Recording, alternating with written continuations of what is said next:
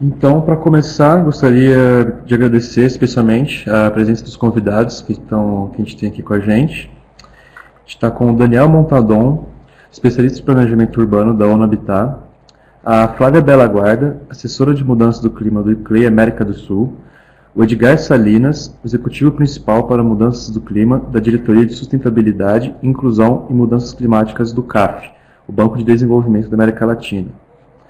E para apresentar o estudo de caso da cidade de Recife, Pernambuco, a gente tem a Aleta Vieira, gerente-geral de sustentabilidade e resiliência urbana do Instituto de Cidade Pelópidas Silveira, o ICPS.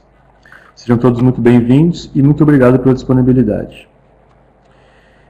Fazendo agora uma breve recapitulação, na última sessão nós discutimos o processo de reporte do pacto e, portanto, tivemos apresentações muito importantes para demonstrar a importância tanto interna quanto externa de informar o pacto dos avanços nas etapas.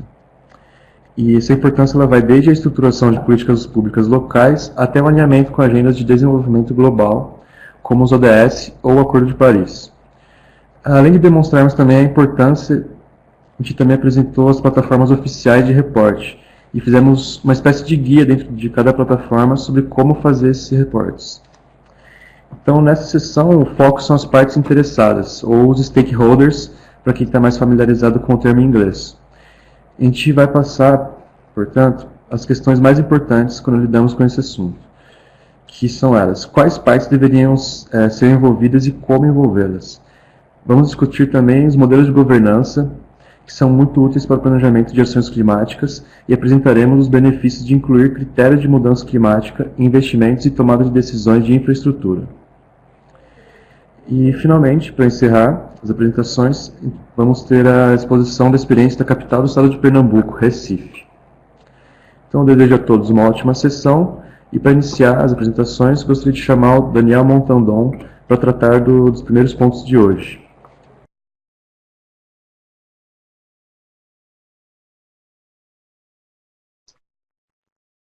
Estão todos me ouvindo, né?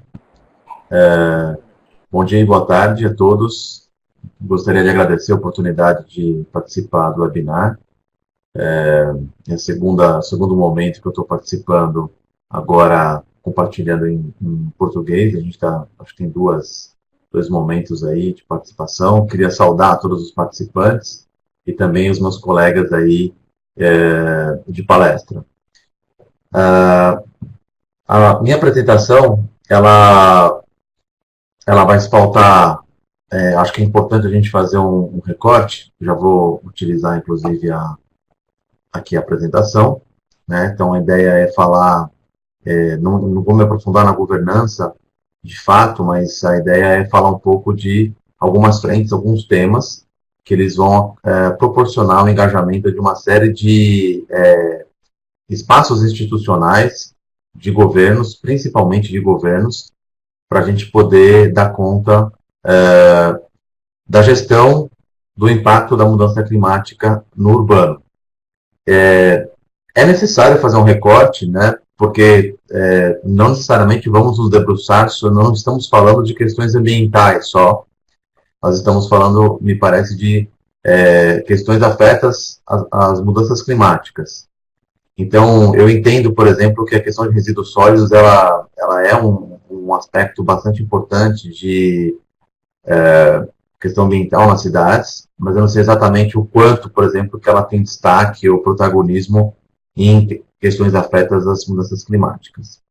Então, eu achei importante trazer para reflexão 5 eixos aí relacionados a uma governança para uma ação climática efetiva.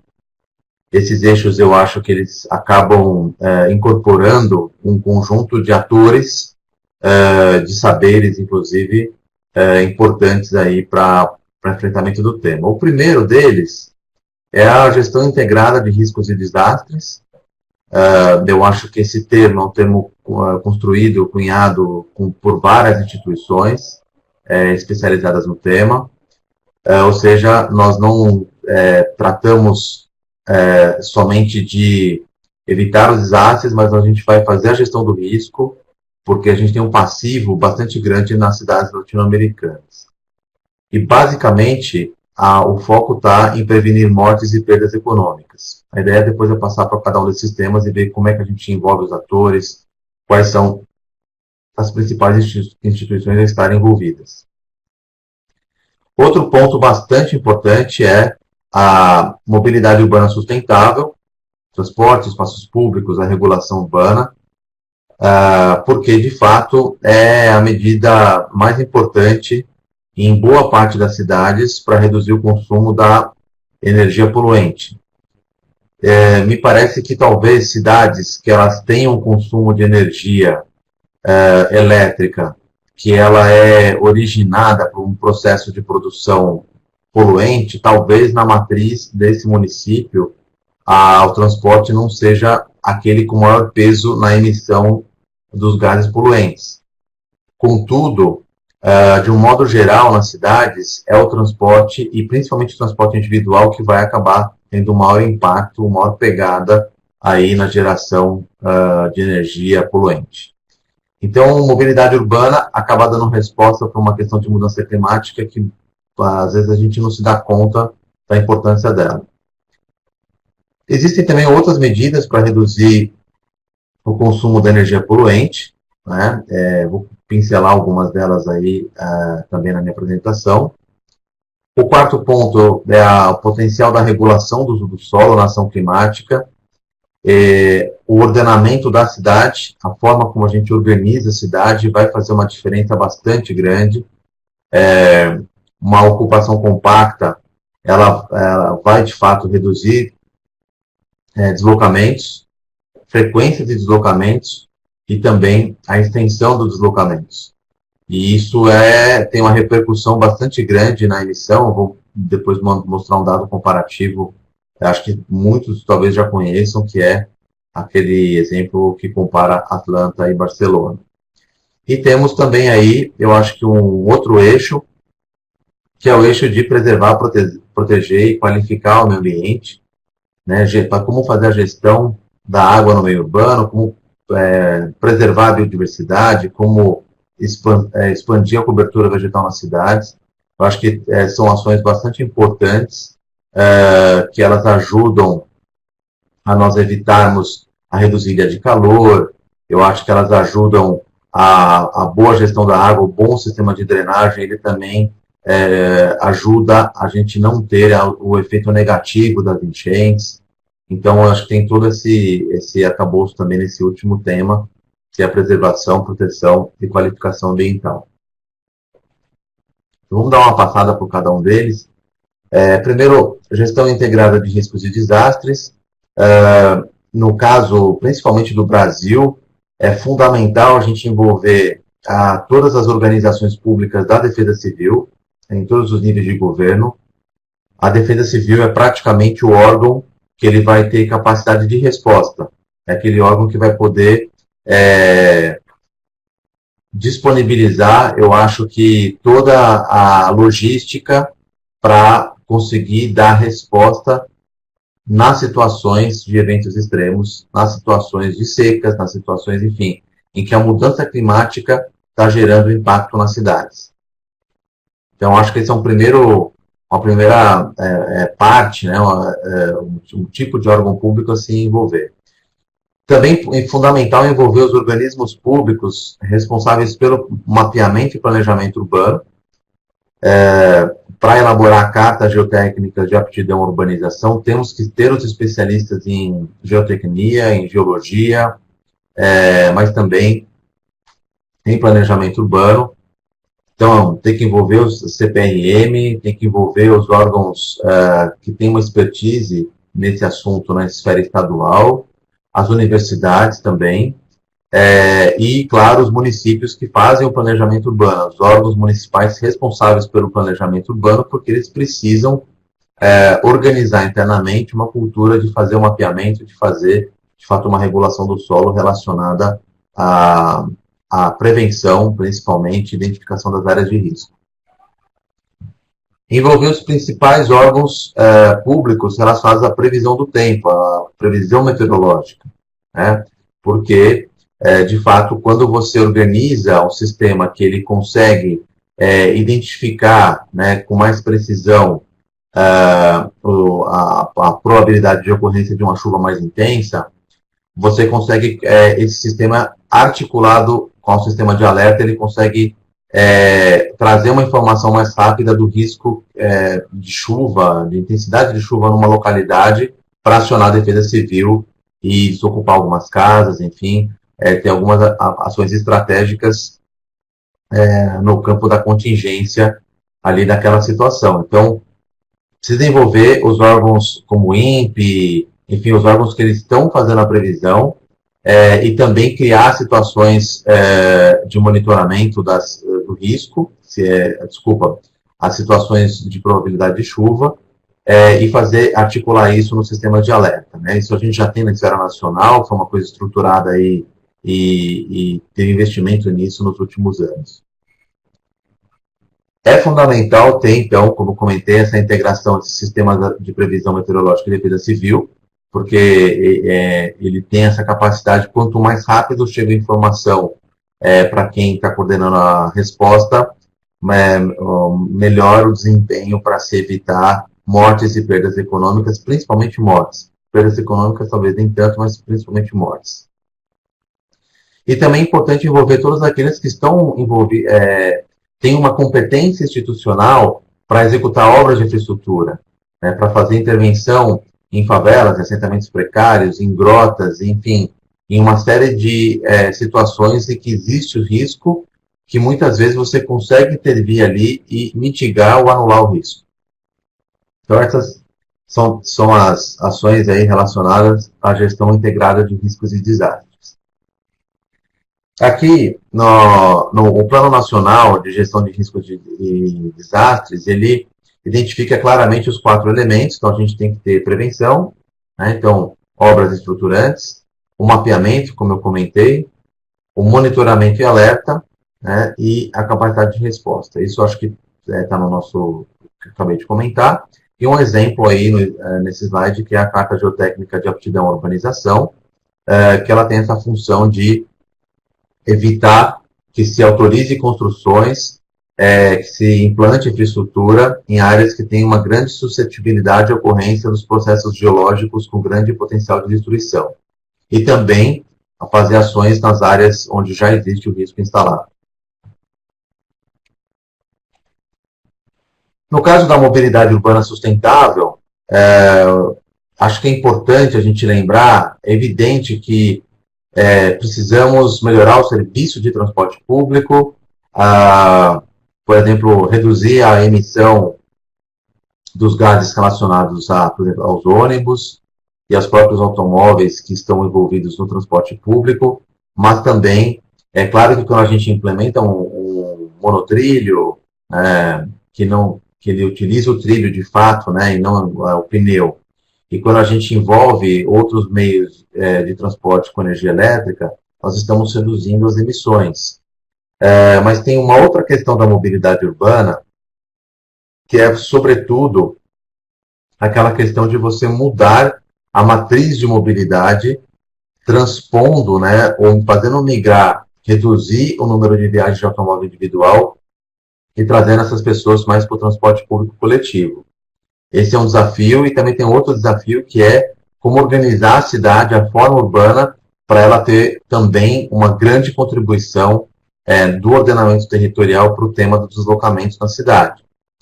Então, a gente precisa envolver todos os órgãos públicos que estão responsáveis pelo planejamento e gestão do serviço de transporte público, secretarias municipais de transporte, secretarias estaduais de transporte, secretarias metropolitanas de transporte, envolver as empresas também operadoras do serviço, né? Envolver os órgãos que eles fazem a fiscalização de trânsito, enfim, todos aqueles que têm relação com o transporte serão importantes para se avançar na melhoria da redução das emissões. Também envolver os órgãos públicos responsáveis pelo planejamento urbano, sempre. Organizar aqueles que estão também, mobilizar os órgãos públicos que eles têm uma competência de intervir e fazer a gestão de espaços públicos, porque o usuário do transporte público, ele é, antes de mais nada, um pedestre, né? Ou também ele usa bicicleta, ele está andando a pé, e você precisa, então, estender a qualidade dos espaços de circulação dos pedestres e não só ali da infraestrutura específica de transporte público. E, claro, fazer essa forte integração entre planejamento urbano e mobilidade urbana. Aqui alguns exemplos, né? Então, a gente tem, evidentemente, o nosso clássico, podemos dizer assim, integração entre o uso do solo e transporte, o desenvolvimento orientado ao transporte, talvez a abordagem do WRI permite a gente colocar o S no final, desenvolvimento orientado ao transporte sustentável, enfim, conceito que acho que todos conheçam, mas é importante para organizar um adensamento ao longo do transporte, dos eixos de transporte, você acaba proporcionando, de fato, esse reduzido deslocamento e o uso do automóvel.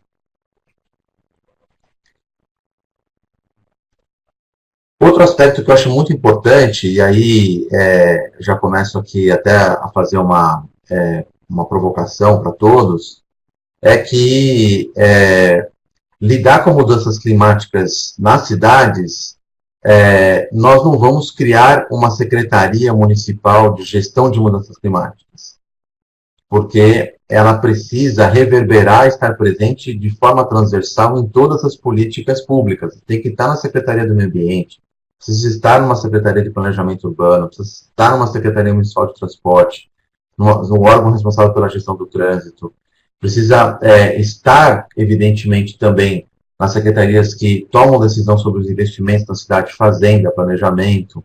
Então, o tema ele é transversal. A gente não precisa, de fato, fazer com que um conjunto de órgãos públicos eles se deem conta, de fato, do tema das mudanças climáticas. Fazer uma governança para lidar com as mudanças climáticas. E é claro que a gente também precisa envolver muito a sociedade, tá? Envolver a universidade, envolver também investimento privado. No caso da regulação do uso do solo, a gente então precisa explorar, né, forma urbana que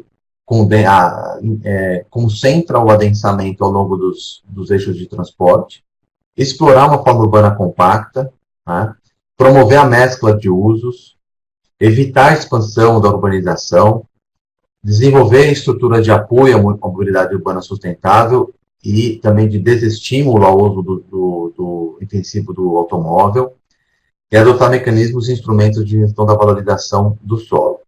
Vamos dar alguns exemplos disso.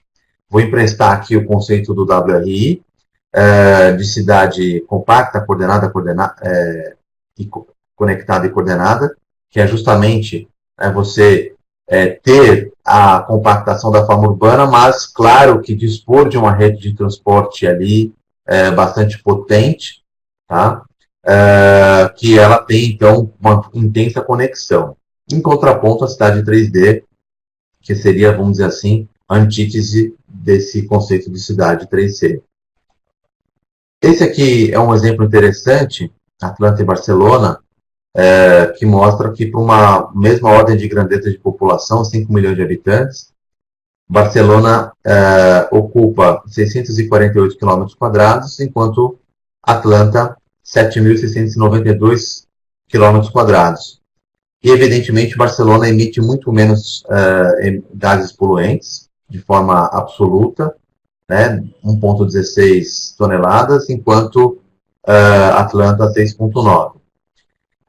Isso mostra o quanto que a forma urbana, quanto que o planejamento da cidade, o ordenamento territorial, influencia muito no tema das mudanças climáticas.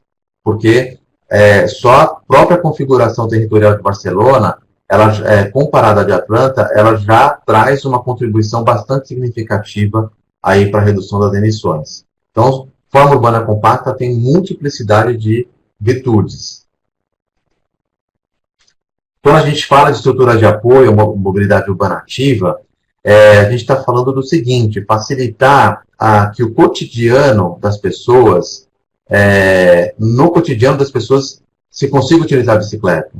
Então não pode ser estranho eu ir de bicicleta ao trabalho, ao estudo, e eu ter dificuldades ali de parar a bicicleta, ou até mesmo de eu, enfim, estar com uma roupa que eu posso estar na bicicleta e depois colocar uma roupa de trabalho, enfim.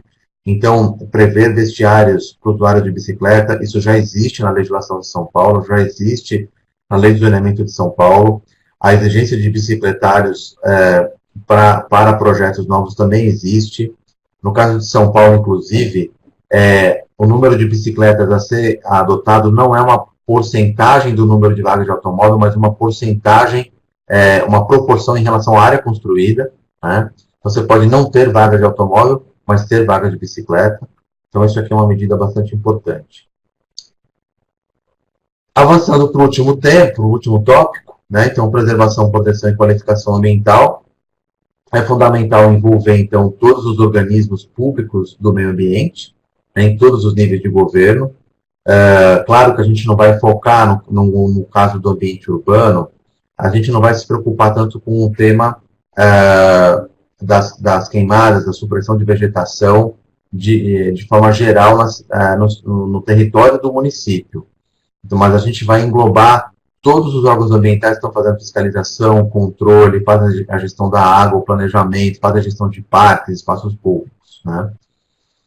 E a gente não pode só explorar aqueles mecanismos tradicionais, né, de unidades de conservação, de zoneamento, um zoneamento ambiental, que coloca uma série de restrições à ocupação, mas pensar em medidas de incremento da qualidade ambiental junto do adensamento construtivo. Por exemplo, o instrumento da cota ambiental implementado em São Paulo, ele explorou bastante, esse é um mecanismo bastante interessante, inovador nesse aspecto, vale a pena consultar essa experiência da cota ambiental. E outro ponto importante é fomentar uma intensa arborização urbana, todos os mapas, os municípios que têm um mapeamento da temperatura da superfície, os trechos de arborização são aqueles que a temperatura pode ser reduzida até 6 graus, mais ou menos. Então, é muito relevante aumentar a arborização na cidade, ajuda nos temas de drenagem, ajuda aí na questão relacionada à gestão das águas e também da redução das ilhas de calor. E outras ações e elementos transversais. Então, eu acho muito válido as prefeituras que têm buscado reduzir o consumo da energia poluente, substituindo as lâmpadas de LED, por exemplo, no espaço público, nos equipamentos públicos, nos edifícios públicos. Também situações de municípios que têm explorado as placas, né, que vão explorar energia solar em equipamento público. Acho que os órgãos públicos eles precisam dar o exemplo, começar a fazer isso e não ficar só exigindo isso da iniciativa privada. Outro aspecto importante é instituir sistemas de monitoramento e avaliação com o uso da tecnologia da informação. Isso é importante para a gente poder medir o quanto que estamos reduzindo, né, medir o quanto estamos atendendo os objetivos de desenvolvimento sustentável, o quanto estamos atendendo a nova agenda urbana. A participação da sociedade é fundamental nesse processo. Acho que a participação da sociedade ela ajuda muito a gente ter assim, uma maior adesão da própria sociedade em implementar essas medidas. A gente precisa ter a sociedade disputando políticas públicas, né, que elas de fato estejam alinhadas à gestão do impacto das mudanças climáticas na cidade. Então, por exemplo, ano que vem é um ano de eleição municipal, a sociedade precisa dominar esse assunto, exigir nos planos de governo, escolher os seus gestores, eleger os vereadores que estão aí cobrando esses temas, estão atentos a esses temas, né? Garantir a transparência das informações. Tem outro ponto que eu acho muito importante, que é trazer a iniciativa privada para esse processo. Me lembro que em algumas ações, oficinas que realizamos esse ano, junto com o Programa de Cooperação Urbana da União Europeia, ONU Habitat, junto com esse programa, tivemos o relato de vários empresários que às vezes têm dificuldade de elaborar produtos inovadores e esses produtos serem adquiridos pelas prefeituras municipais, porque geralmente os editais eles não abrem espaço para inovação, produto novo, produto que talvez tenha até um custo maior, e essa é uma questão importante da gente estar atento, que é como lidar com essas compras, como o poder público poder experimentar essas novas inovações que estão relacionadas à gestão das mudanças climáticas. Então, por exemplo, no caso, tinha um mobiliário urbano que ele tinha acoplado tanto um Wi-Fi livre, quanto a captação de energia solar, enfim, são coisas que às vezes a gente não tem ainda uma expertise, ou um hábito, uma cultura de implementar. E aí, eu acho que tem uma questão, né, que eu já comentei aí no meio da minha apresentação, que é a importância de se fazer a integração dos organismos públicos e das políticas todas, né, porque o tema, de fato, ele é transversal, não vai ter um órgão público, né, um ministério, não vai ter um órgão estadual, um órgão municipal, uma secretaria, que vai lidar da gestão das mudanças climáticas. Isso é uma coisa que tem que estar sendo absorvida e gerida por vários órgãos públicos e pela sociedade. É isso que eu tinha para trazer para nosso diálogo. Eu fico à disposição para fazer alguns esclarecimentos que vierem aí de vocês e também aumentar o nosso diálogo aí com os nossos colaboradores. Por enquanto, obrigado. Muito obrigado pela apresentação, Daniel. E agora, seguindo a ordem aqui das apresentações, gostaria de chamar a Flávia Bela Guarda, do ICLEI, para falar um pouco sobre os modelos de governança para ação climática efetiva. Flávia, por favor. Olá, tudo bem? Me escutam bem? Flávia, se puder aumentar um pouquinho o volume do microfone, ficaria perfeito. Tá, É na seta ao lado do ícone do microfone, pela própria plataforma. E agora, tá melhor? Aumentar um pouquinho mais, por favor. É na seta ao lado do microfone, própria plataforma. Me dá um segundo, eu vou pegar o microfone melhor, tudo bem? Acho que dá para aumentar na plataforma, Flávia. Mas também o volume que tá dando para escutar. Acho que não vai prejudicar, não.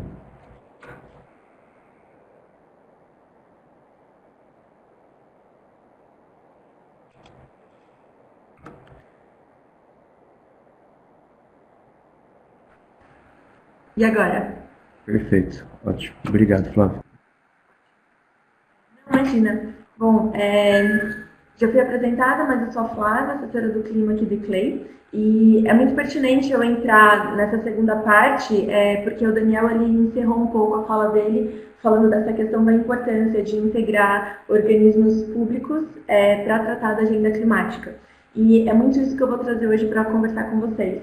Eu vou falar na prática um projeto que é desenvolvido aqui pelo ICLEI Summit, mas é um projeto internacional que visa justamente criar uma forma de integração dessa gestão climática dentro de prefeituras aqui no Brasil e na Colômbia.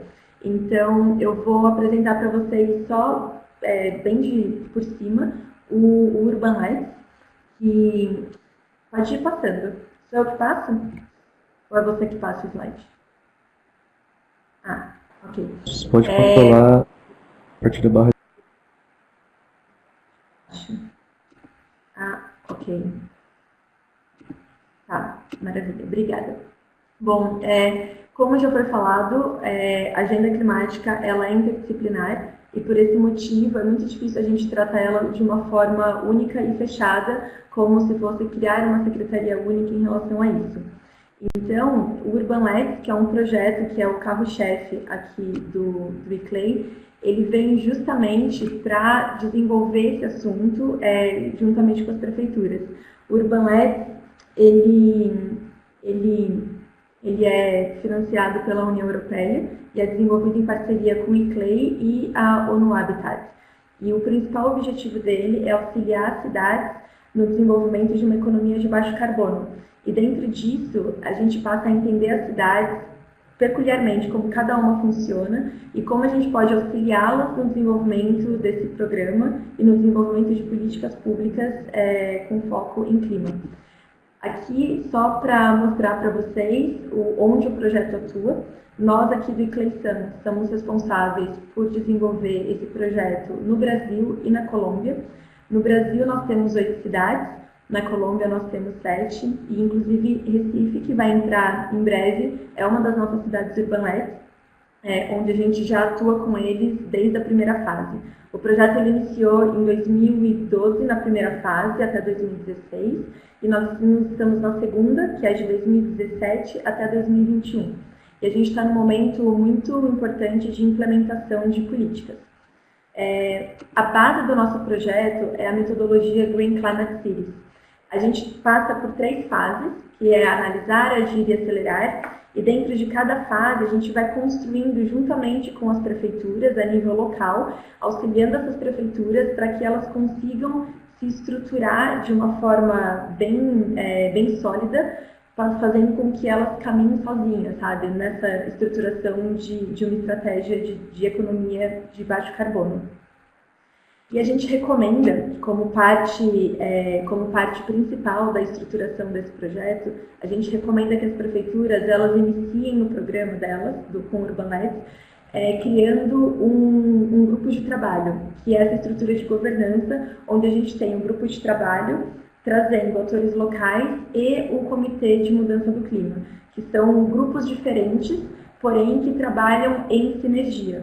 E justamente por quê? Porque mudança do clima é um tema interdisciplinar e precisa ser tratado de forma transversal, como já foi mencionado. E a melhor forma de fazer isso é criando dentro de prefeituras um espaço para que secretarias consigam se conversar. Então, a gente pede para que as prefeituras e auxilie as prefeituras no desenvolvimento desse grupo de trabalho.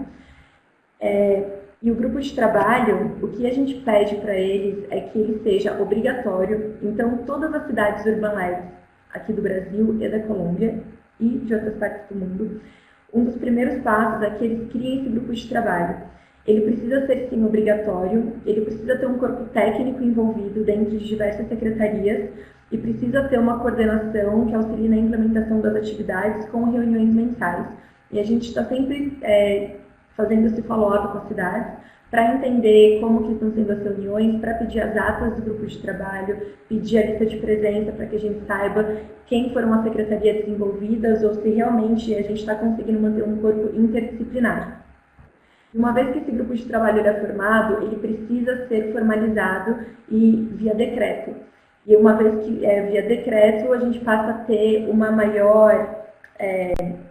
a figura do grupo de trabalho ela deixa de ser naquele papel informal e passa a atuar de forma mais efetiva e formal dentro da prefeitura. E além do grupo de trabalho, que a gente pede que aconteça nesses requisitos que estão citados aí no slide, que seja obrigatório, intersetorial, nós temos também a questão do Comitê de Mudança do Clima. A Comitê de Mudança do Clima, ele tem um viés um pouco mais high level, que é trazer os tomadores de decisão para dentro dessa discussão de GT. Então, são os prefeitos, os secretários de governo, e a gente indica que o Comitê de Mudança do Clima, ele ajude nessa tomada de decisões a definir diretrizes que vem muito dessa demanda que o grupo de trabalho identifica. E um ponto importante um trabalho importante do grupo de trabalho é fazer esse scanner dentro da cidade. Então, quais são as políticas públicas que já existem ou projetos relevantes na cidade que atuem de forma com universidades, setor privado, setor público, movimentos que já existem na cidade que podem ser implementados ou até mesmo abraçados pelo grupo de trabalho. É importante ter esse scanner para o grupo de trabalho entender qual é a demanda que ele vai trabalhar nesse momento na cidade, abrangendo essa agenda de clima. E isso eles levam para o Comitê de Mudança Climática, onde os tomadores de decisões auxiliam no desenvolvimento desse caminhar. E a gente pede que isso aconteça com reuniões bimestrais, auxiliando na facilitação no desenvolvimento de políticas públicas com a função de definir diretrizes. E não menos importante, nós temos também os atores locais. Os atores locais, eles são fundamentais e indica termos a sociedade civil, iniciativa privada, universidades, concessionárias, entre outros. E é essencial que esses atores locais eles sejam sim fomentados e eles sejam incorporados dentro desse grupo. E o GT ele tem a função de agregar esses dois. E para entender o que os tomadores de decisões, como eles estão pensando em caminhar, mas que essa caminhada seja sempre baseada no que a sociedade civil está falando também. Afinal de contas, é no dia a dia da cidade que as pessoas elas sentem aquele impacto da alteração do clima. E um ponto importante para trazer quando a gente fala de governança é esse viés muito da justiça climática. A governança ela precisa ser desenvolvida de forma transversal, mas de uma forma que os direitos humanos sejam respeitados.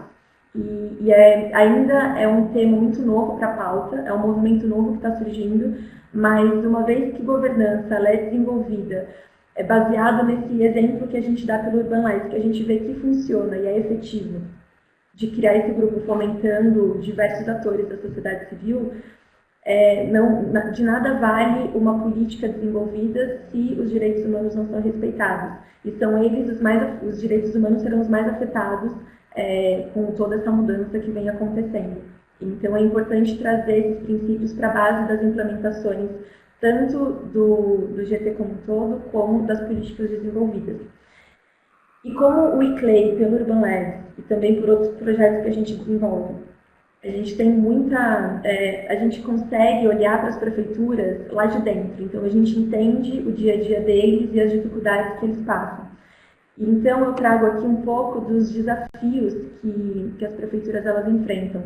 Então, obviamente, cada prefeitura tem sua peculiaridade, porém alguns desafios eles são comuns. Nós temos aqueles desafios internos e os desafios externos que as prefeituras elas passam. Internamente, as prefeituras elas falam que é muito difícil essa integração intersetorial. As secretarias elas ainda têm a mentalidade de serem separadas em caixas. Então, o que é meio ambiente é meio ambiente, o que é saneamento básico é saneamento básico, mas eles se comunicam. Mas por uma questão de mindset, por uma questão de sempre foi feito dessa forma, as prefeituras, muitas delas acabam não tendo essa abertura. E isso é um passo importante para a gente olhar, porque por mais que a gente fale, e já foi citado antes também, dessa questão de ser intersetorial, se a gente não mostrar para as prefeituras ali no dia a dia que elas necessitam se comunicar e mostrar formas isso não acontece. E é por isso que esse modelo de GT, Comitê de Mudança Climática e esse setor da sociedade civil, nessa estrutura, ela acaba funcionando bem, porque é uma forma de trazer para a prefeitura um mecanismo de como esses setores podem ser unidos. Falta de comunicação, que vem muito dessa falta de integração também. Ausência na estrutura para elaboração de projetos, para capacitação de recurso. As prefeituras, muitas delas, entendem como desenhar um projeto para um projeto financiável. Mas a dificuldade hoje em dia é como que esse projeto financiável ele pode trazer layers de mudanças climáticas, focando em mitigação e adaptação, que hoje em dia também é muito importante quando a gente fala de mitigação, não ser apenas mitigação, mas a adaptação ela tem que estar sempre em conjunto, porque a gente tem percebido esse movimento de que é muito importante sim o cálculo de inventário, porém só o cálculo de inventário ele fica defasado, a adaptação ela precisa estar sempre caminhando junto, para que as ações elas sejam mais completas. Burocracia é um ponto também que passa por todas, e até mesmo em vários âmbitos aqui no Brasil, a burocracia ela acaba barrando processos. Questão de vontade política, falta de vontade política. Flui muito mais o projeto quando o prefeito ele tem na agenda dele, esse viés do meio ambiente e da questão climática. Quando ele não tem, não é impossível desenvolver o projeto, mas obviamente as barreiras elas são um pouco maiores. Então, toda vez, e por isso que o envolvimento da sociedade civil ela é tão importante, porque para umas próximas eleições o eleitor ele tem que entender que para que uma agenda dessa forma seja desenvolvida, políticos que defendem essa questão climática, isso significa ganhar votos. Então, essa questão de mudar o mindset também. E obtenção de dados. Para as prefeituras pequenas, isso é muito mais complicado, quando eles têm que... Muitos não têm ainda cálculos de emissões ou o acesso aos dados. Nós temos bases maravilhosas aqui no Brasil, onde a gente consegue acessar dados nacionais, mas a nível local isso ainda é um pouco defasado.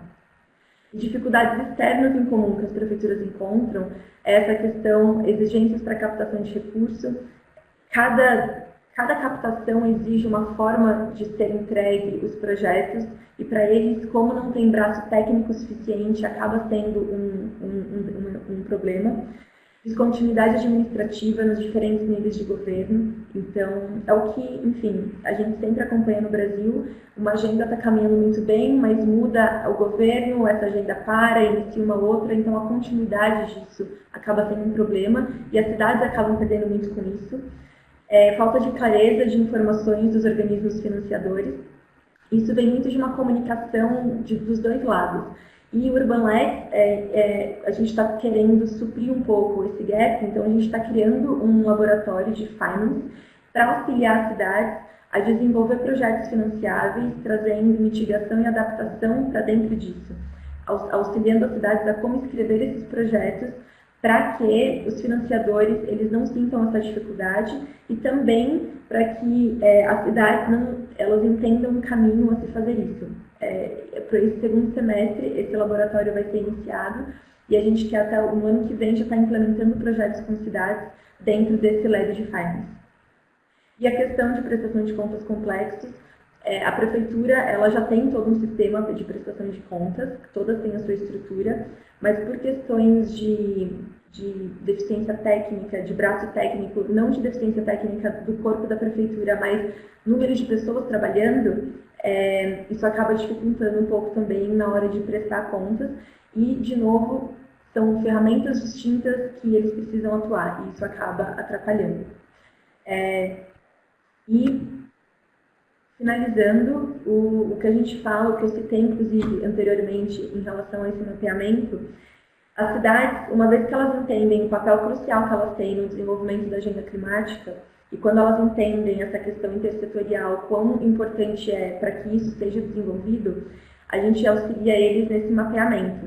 O GT é responsável por todo esse scanner, mas nós aqui do ICLEI, a gente também auxilia a compilar essas informações sobre legislação ambiental da cidade, o plano diretor, o plano de arborização, projetos próprios das cidades para se analisarem, trazer isso num compilado único para que a cidade entenda em que pé ele está, e que ela entenda que a partir desse degrau, o que ela precisa fazer para continuar. E eu trago para finalizar um exemplo, uma foto simples do ano passado, por exemplo, eu trouxe o exemplo de Belo Horizonte, onde as cidades, aqui é o encontro do GT, e eles estavam definindo quais eram as diretrizes que a cidade ia tomar dentro de questões climáticas, ou quais projetos elas deviam desenvolver. Só que a cidade, para isso, ela precisa entender aonde ela está, para onde ela quer ir, os setores precisam se conversar, e fazendo esse workshop com as nossas 8 cidades aqui no Brasil, foi identificado que os setores prioritários da cidade para o desenvolvimento dos próximos anos do projeto está muito ligado à energia e mobilidade. Então, entendendo o interesse das cidades nessa agenda, fazendo secretarias se conversarem para chegarem a um ponto em comum, onde, no caso, mobilidade e energia são pilares importantes no desenvolvimento da agenda climática, a gente está auxiliando elas agora no desenvolvimento de projetos. O Let's Lab de Finance é um produto para isso, onde a gente vai trazer essa questão de energia, olhar para a cidade, entender aonde ela pode trabalhar melhor, seja com painéis fotovoltaicos para as escolas públicas, ou questões de transportes elétricos, enfim, entender onde a cidade ela quer atuar dentro desse viés, mas, de novo, pontos identificados por elas, com setores distintos conversando, para daí sim a gente dar um próximo passo de implementação. A gente tem sentido que trabalhar com a cidade dessa forma flui muito melhor, e a gente consegue fazer algo transparente, algo onde todos os setores conseguem se comunicar e, obviamente, todo esse caminhar ele é aberto para todos, né? E a gente percebe que dá frutos. E um fruto, inclusive, até quando tem essa troca de secretarias, tal, para as nossas cidades, como já vem acontecendo desde a fase 1, independente da troca de secretaria, o projeto ele consegue ter uma continuidade até que fluida, uma vez que a gente identifica os novos pontos focais. Porque a prefeitura ela já está comprometida e a gente vê que esse comprometimento faz com que as coisas caminhem. Então, era esse o overview que eu queria passar para vocês. Eu trouxe muito a nossa experiência como UrbanLex, já que a gente tem um know-how muito bom em relação às cidades desenvolvendo isso. Caso vocês tenham algumas perguntas, eu não vi aqui, mas eu estou super à disposição para responder. E eu queria agradecer a oportunidade, aqui o Clay gostaria de agradecer a oportunidade de poder mostrar um pouco da nossa experiência com as cidades e como uma estrutura de governança que a gente usa na prática, ela pode ser replicada para outras cidades e a gente tem o know-how para mostrar que realmente funciona. Obrigada. Muito obrigado pela apresentação, Flávia. A gente agradece sua participação. Houve uma pergunta, mas a gente está reunindo aqui e vai deixar as perguntas para serem respondidas na rodada de respostas e perguntas. Então, aqui seguindo a ordem das apresentações, gostaria de chamar o Edgar Salinas, da CAF, para apresentar um pouco dos benefícios de inclusão de critérios de mudança climática. Edgar, por favor.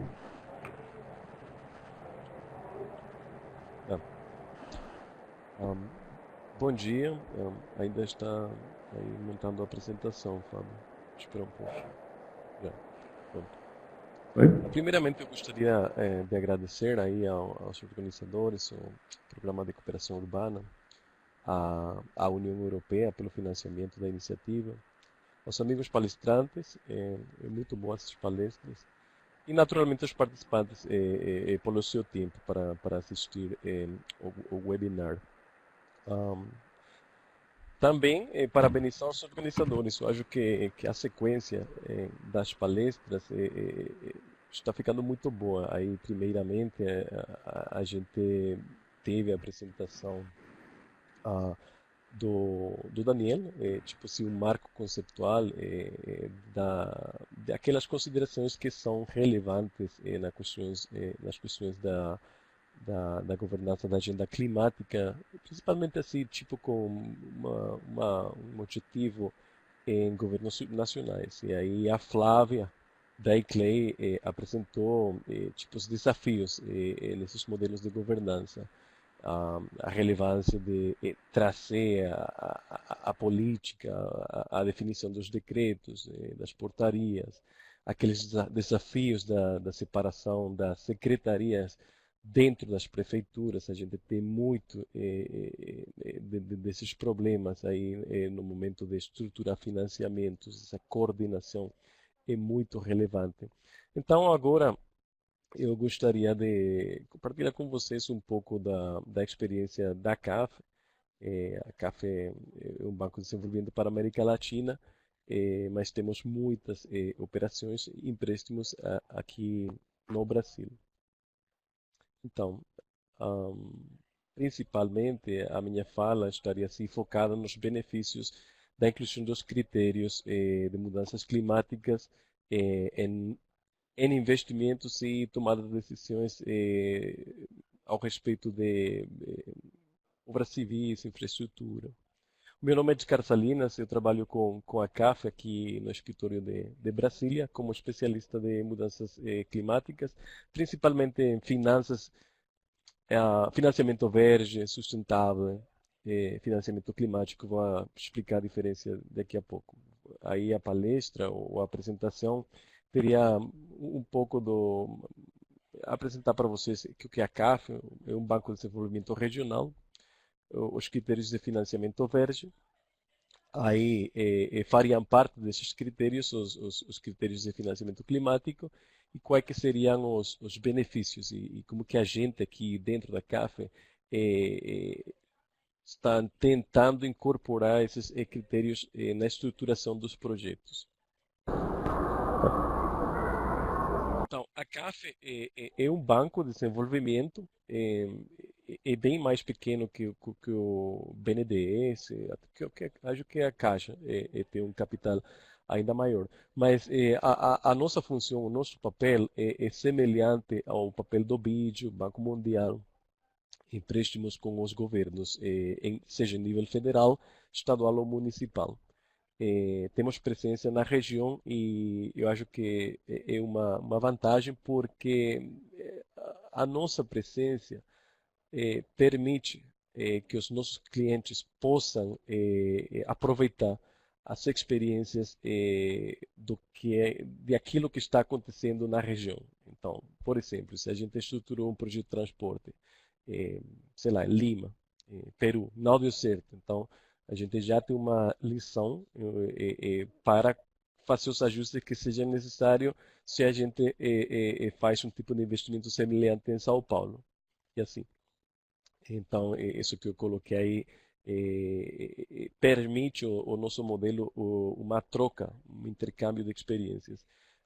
Como todo banco de desenvolvimento, os nossos produtos são empréstimos, financiamento estruturado, temos linhas de crédito com os bancos, cooperações técnicas, aqui chamam as cooperações técnicas esses grants, que seria o fundo perdido, e assessoria técnica e financeira.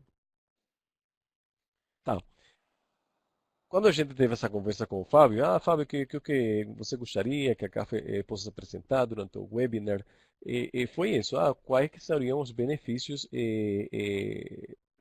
da consideração desses critérios climáticos dentro das operações de financiamento. Então, primeiramente, eu gostaria um pouco de explicar quais são esses critérios, que já isso tem até um consenso internacional. Temos diferentes níveis. Tem muitos a falar, o financiamento climático, o financiamento sustentável, o financiamento verde. Perdão. Então, são conceitos, embora que sejam semelhantes, têm algumas diferenças.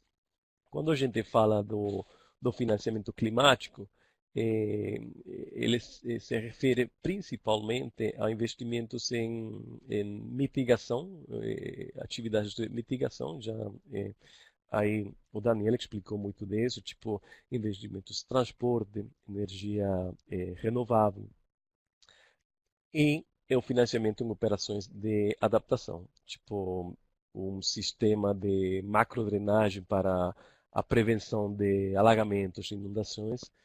Já o financiamento verde, ele vai além do climático. Então, seria um investimento em temas ambientais.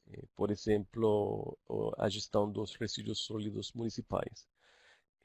Que, sim, com certeza poderia ter um componente de mitigação, mas ele tem um componente ambiental muito forte, mesmo que investimentos em água, arborização urbana e assim. Já um investimento ou financiamento sustentável, ele traz as considerações sociais, a igualdade de gênero, educação, violência e assim. Então, todos os bancos assim, de desenvolvimento, eles precisam de uma estrutura. Essas caixinhas que estão aí na tela, que são os diferentes departamentos, as áreas dentro da CAF que cuidam desses temas. Esse UCC seria o meu departamento, a Unidade de Mudanças Climáticas, ou Câmbio Climático no espanhol. Tá. E esses seriam os critérios que já falei: mitigação, adaptação e as questões ambientais. Além de ter uma definição dos critérios, de criar uma estrutura, são precisos é preciso ter procedimentos. Então, os responsáveis da estruturação financeira e técnica, tipo de um sistema assim de macrodrenagem, uma requalificação urbana, eles têm umas diretrizes e então resulta que dentro do banco teríamos equipes. Então eu participaria com o especialista em transporte na estruturação do projeto, conjuntamente com, por exemplo, a prefeitura. Então aí embaixo tem os procedimentos, as diretrizes, algumas das metodologias internacionais que são incorporadas no nosso modelo de negócio. E tá, agora vamos já entrar na parte interessante, não? E por que a gente faz isso? E qual que seria o interesse do prefeito, do governador ou do ministro para fazer uma estruturação de um projeto que consiga atingir esses indicadores de mitigação ou adaptação, no caso específico do tema climático? Sim, temos uma preocupação com a questão das emissões de gases de efeito estufa, com certeza. Temos uma preocupação com os compromissos internacionais, que fala muito das NDC. E sim, temos um problema ambiental, um modelo que não é sustentável ao respeito da utilização dos recursos. Mas, geralmente, infelizmente, tem outros critérios que também são muito importantes. O interesse político daquele prefeito e a parte do financiamento. Então, a primeira coisa que a gente tem que ter assim, presente na hora de fazer uma operação de crédito seriam as diretrizes e as prioridades do governo federal. A CAF, ele não é a gente não é um banco local, porém, por conseguinte, nós precisamos de ter uma aderência aos princípios e critérios que foram definidos pela Comissão de Financiamentos Externos, foi definida pelo Ministério do Planejamento, agora que ele é parte do Superministério da Economia. E nessa resolução ele define umas prioridades setoriais. Então, saneamento básico, pesquisa, inovação, meio ambiente, energia, mobilidade. Então, na hora que a gente coloca uma solicitação de empréstimo conjuntamente com a prefeitura, dentro do Ministério da Economia, eles fazem uma avaliação. É uma operação aí que está conseguindo atender um problema de saneamento? Tá, então tem 3 pontos. E assim. Só que aí entra a relevância do acompanhamento do especialista ambiental ou climático. Nesse caso, eu poderia trabalhar conjuntamente com os meus colegas que atendem o tema de saneamento dentro da CAF. Para, por exemplo, se a gente está estruturando uma planta uma ET, uma estação de tratamento de esgoto, tentar de colocar o componente que vai aproveitar, recuperar os resíduos e ter uma possibilidade de utilizar o biogás, que seria gerado pelo tratamento dessas águas residuais, o esgoto. Mesma coisa, um sistema de transporte, identificar a tecnologia que seja a mais eficiente. Além da tecnologia, cuidar de que aquele cliente, aquela prefeitura, já tinha um plano de mobilidade urbana. Aí eu acho que a Leta, a próxima apresentação, aí no caso de Recife, ela poderia falar um pouco disso.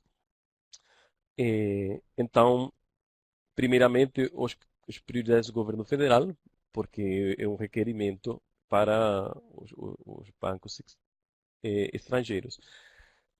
Depois, o seguinte passo seria as políticas, os programas, as iniciativas que foram definidas dentro do organismo financeiro, o organismo financiador. Nós temos uma iniciativa que chama-se Cidades com Futuro, que ela tem diferentes eixos, não? Então, a gente recebe uma solicitação de empréstimo do município de Montevideo, em Uruguai, para algum projeto de, por exemplo, a construção de um viaduto. Então, nessa conversa, nessa negociação com o potencial cliente, entram e são colocados diferentes componentes que poderiam complementar e fazer de aquela solicitação de empréstimo um programa que seja mais integrado. Então, Cidades com Futuro é uma iniciativa da CAF, que tem diferentes eixos. E aí, vocês, está em espanhol não, mas tem aí ejes. Um acompanhamento para a gestão das finanças locais. Isso que tem aí uma caixinha azul, FIN, é a vice-presidência da infraestrutura. Esses são os colegas que cuidam dos temas de energia, mobilidade, e essa infraestrutura pesada dentro dos municípios. E a VDS é Desenvolvimento Sustentável, que é aquela questão de requalificação urbana, água, saneamento e educação. Então, esses eixos são muito semelhantes àquele marco conceitual que foi apresentado pelo Daniel. Aí entra a importância dos temas da energia. ah, Quando o Daniel falou da gestão dos riscos e a regulação do uso de solo, seria já parte das considerações dos critérios de cidades com futuro. Então, por exemplo, na hora de estruturar uma operação de requalificação urbana, recuperação de uma favela, todos esses critérios já fariam parte da documentação do projeto. E por que é que isso é importante? Porque aí já traz outros elementos para identificar necessidades de outros diagnósticos. E a CAF tem coloca muita importância no apoio, o que a gente chama do fortalecimento das capacidades institucionais. E como que a gente faz isso? Lembram que quando eu falei dos produtos, que a CAF tem empréstimos, cooperação técnica são recursos ao fundo perdido, e geralmente a gente utiliza esses recursos para o desenvolvimento de estudos, e os estudos são os diagnósticos. Então, mediante esses diagnósticos, e aí tem alguns exemplos, não? A gente fez um índice de vulnerabilidade aos riscos, que um índice de vulnerabilidade, na verdade, é uma avaliação de riscos climáticos, principalmente considerando pronósticos internacionais de mudanças do clima. A gente fez para São Paulo, este é um consórcio intermunicipal em São Paulo. Em Recife, está ainda em desenvolvimento, e tem outras cooperações técnicas, um diagnóstico para a gestão de resíduos sólidos urbanos em Sobral, e em Niterói outros estudos de mobilidade. Então, na minha opinião, o desafio não está na questão de entender o risco climático, seja na questão de gases de efeito estufa ou na questão de eventos extremos, a questão da resiliência, adaptação. Eu acho que o principal desafio, e a gente até falou isso aí com o Fábio, com o Manuel, seria como sair dessa concepção, porque a sociedade, os prefeitos, a governança política, acho que eles dão um olhar para esses estudos e têm uma opinião de que é uma questão acadêmica, mas não, a ideia da CAF é trazer essa ciência como uma ferramenta de apoio na gestão municipal ou dos governos subnacionais, porque ele seria um elemento que vai fornecer subsídios para tipo um plano diretor municipal ou um plano de mobilidade urbana. Eu acho que de fato ele não seria um plano, foi outra discussão que a gente teve com a ICLEI, ele ainda não chegaria assim, a esse nível de o plano de adaptação municipal.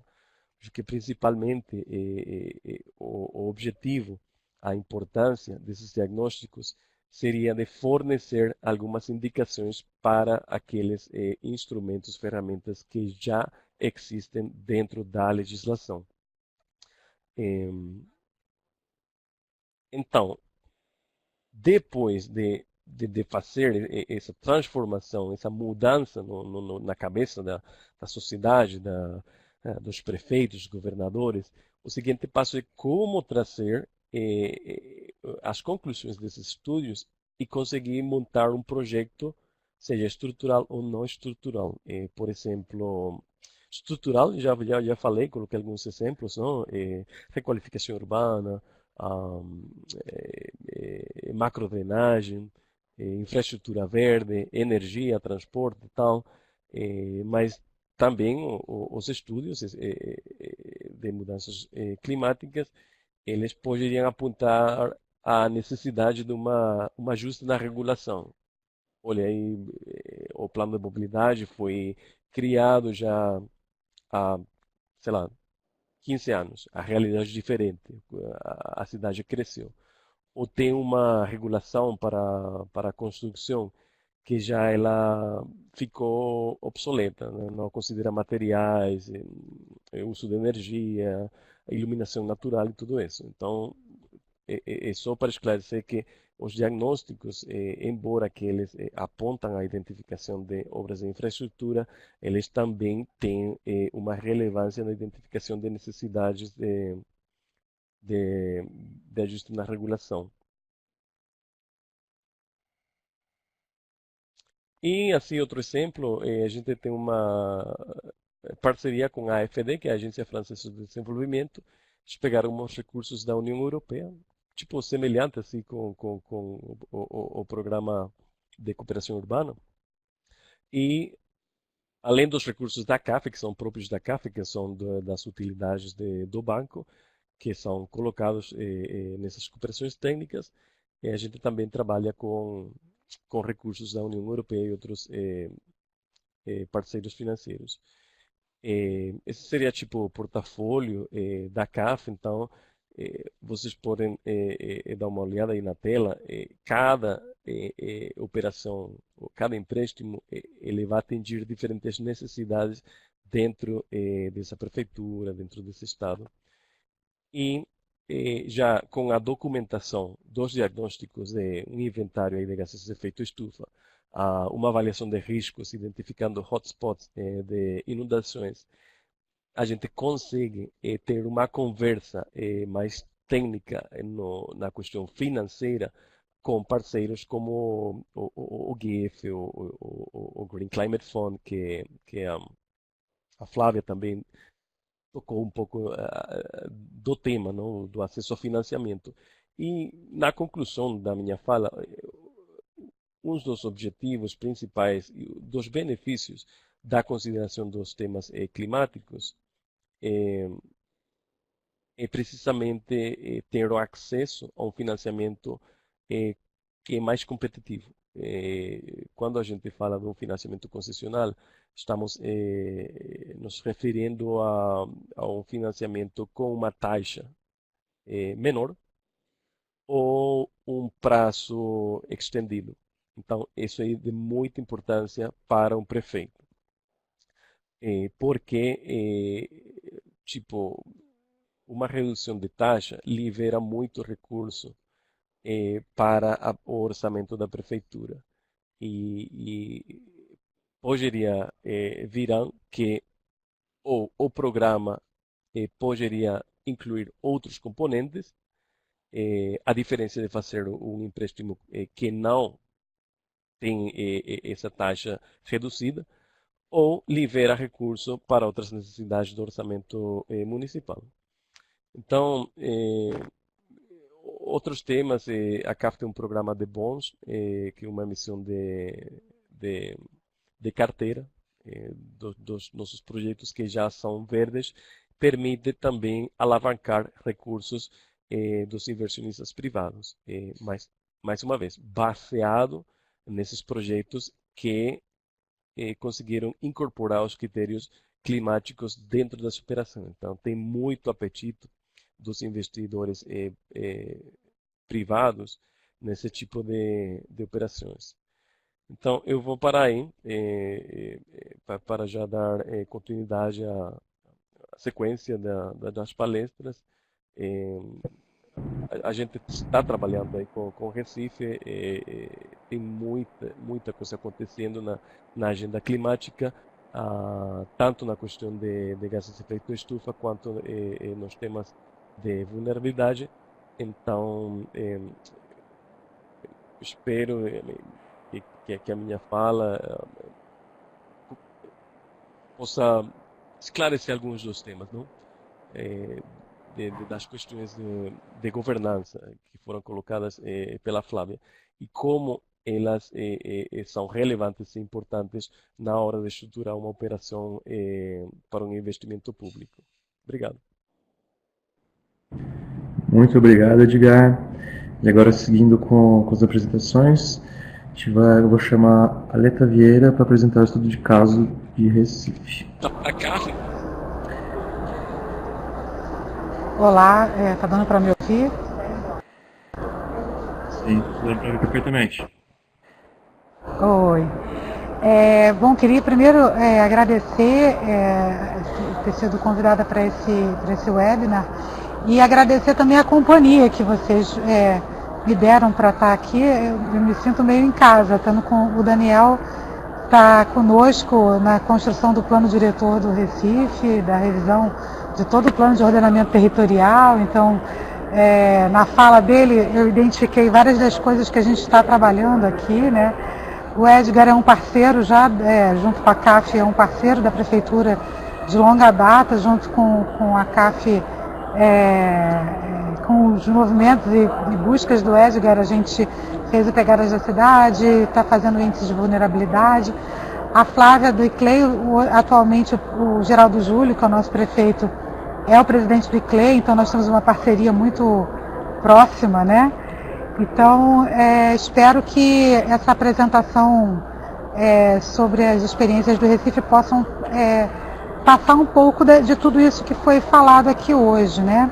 Eu peço desculpas o barulho e confusão que está aqui em volta de mim, mas é porque eu tive que parar num lugar para poder conseguir falar com vocês, que senão não ia dar tempo.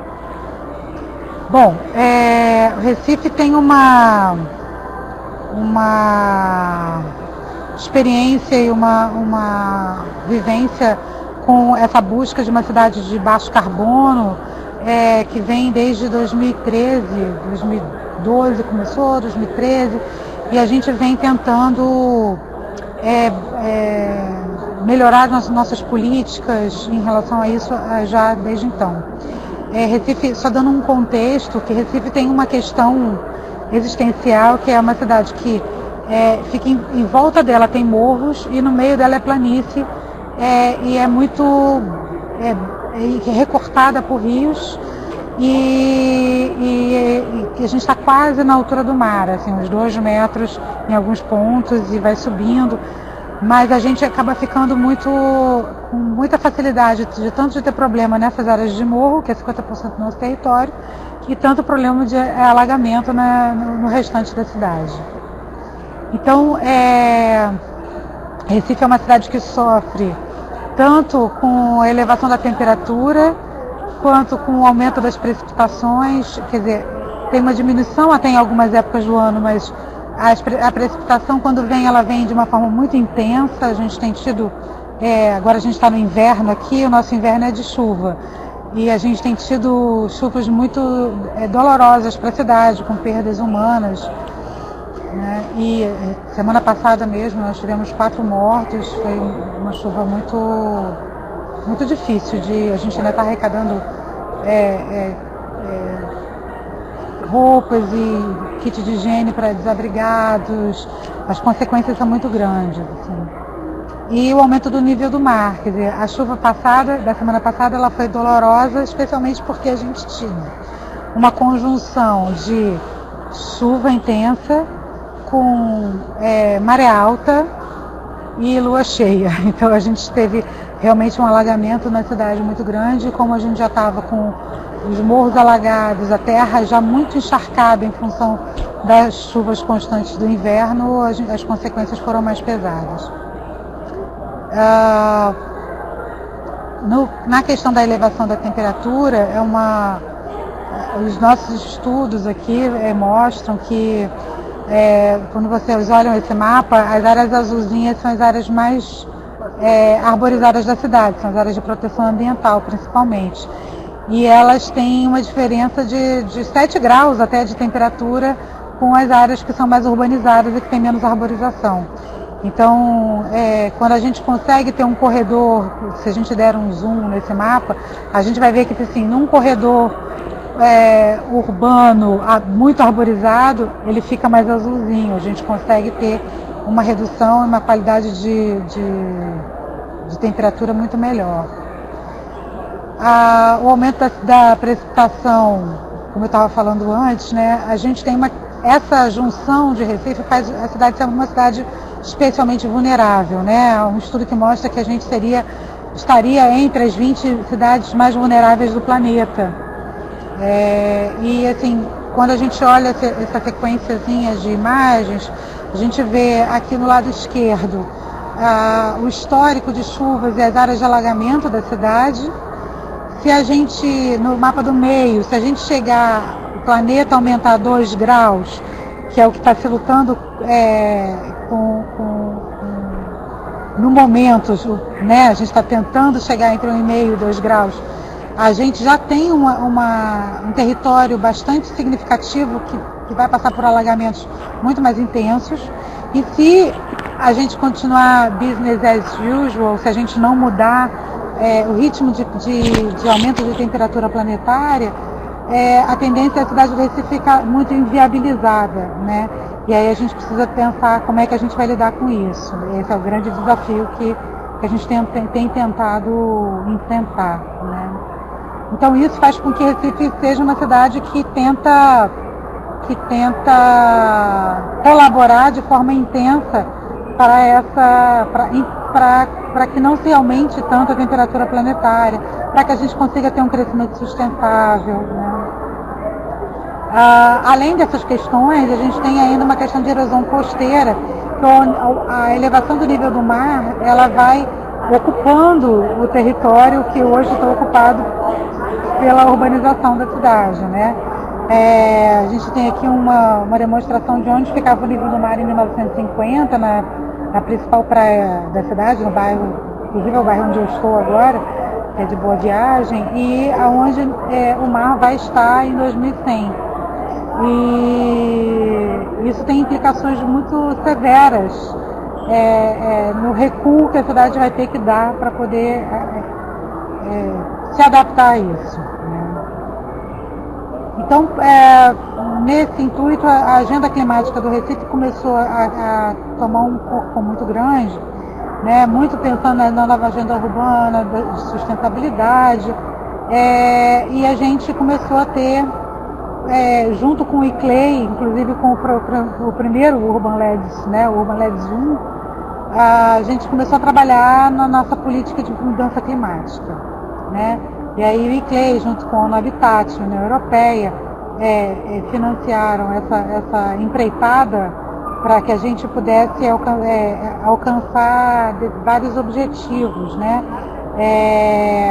Traçar metas de redução de gases de efeito estufa, né? Como é que seria a mitigação desses gases na cidade, daqui até 2037, que é o nosso ponto onde a cidade faz 500 anos. Então nós temos hoje um plano de cidade para Recife 500 anos, que é 2037, aonde a política climática se insere nesse intuito da redução dos gases de efeito estufa, em todos os projetos e as questões que permeiam a cidade. A gente veio desde então tendo parcerias mais intensas com a CAF, que aqui o Edgar está junto desde então, né, Edgar? O PNUD, a Agência Francesa de Desenvolvimento. Agora nós conseguimos acessar um fundo de financiamento do GEF, onde nós vamos poder fazer uma série de projetos que vão colaborar para a resiliência da cidade às mudanças climáticas, né? Ano passado a gente finalizou Pegadas da Cidade, onde, financiado pela CAF, junto com a SAFA, que foi a consultoria que fez, onde a gente faz uma avaliação tanto dos inventários de emissões de gases de efeito estufa, mas também onde é que está a pegada da água nisso tudo. A gente tem tudo isso online no site da Secretaria de Meio Ambiente. Vocês têm como acessar, pegar esses planos, esses projetos, essas avaliações, está tudo lá. Estamos em andamento, junto com a Way Carbon, e o ICLEI, que são os consultores que estão fazendo, financiado também pela CAF, fazendo o índice de vulnerabilidade. Percebi que no slide está escrito errado, vocês me perdoem. Mas onde a gente já está avançado, está para terminar, na semana que vem vamos ter oficinas nas 6 áreas da cidade, com maior vulnerabilidade, para poder debater quais são as questões que a população identifica e como é que a gente pode, que tipo de solução também é identificada pela população, para a gente poder trabalhar junto e pensar em projetos que sejam prioritários, que atendam melhor essas necessidades, né?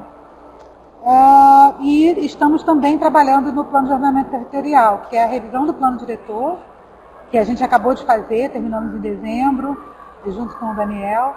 Essa revisão está na Câmara para ser avaliada e votada.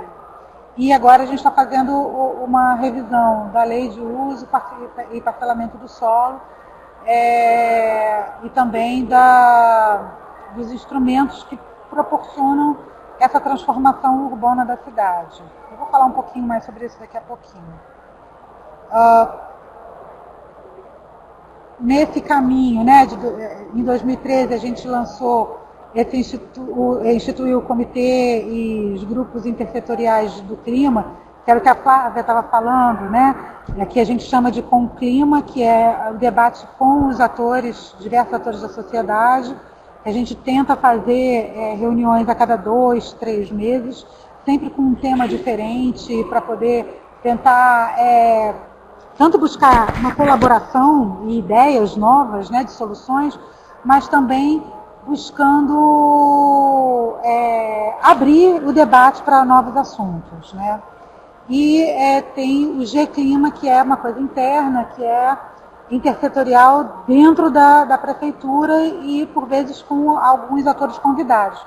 O próximo que a gente vai ter vai ser agora na segunda-feira, onde o governo do estado vai estar presente.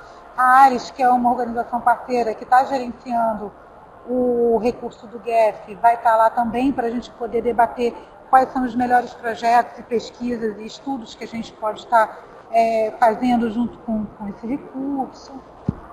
Então, nós fizemos no ano seguinte a política de sustentabilidade e mudança climática, depois as nossas metas, né, de redução de gases de efeito estufa. Em 2015, a gente fez uma lei de telhado verde e de tanque de retardo das águas pluviais, que agora a gente está usando na nossa revisão da lei de uso e parcelamento do solo, porque a gente está colocando isso, está buscando o que veio dessa lei para dentro desse regulamento urbano, para estar tudo junto e funcionando conjuntamente, né? E também nós lançamos, regulamentou em 2016 e lançamos no ano passado a certificação ambiental. A certificação de sustentabilidade, ela trabalha sobre o lote, sobre a edificação, como é que a edificação pode ser mais sustentável, reduzir os gases, reduzir o consumo de água e, enfim, como é que a edificação pode trabalhar também nisso.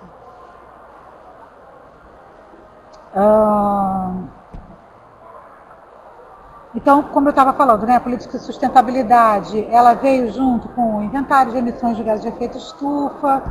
Esses inventários, a gente fez o primeiro deles no projeto do Urban LEDs, que foi 2012.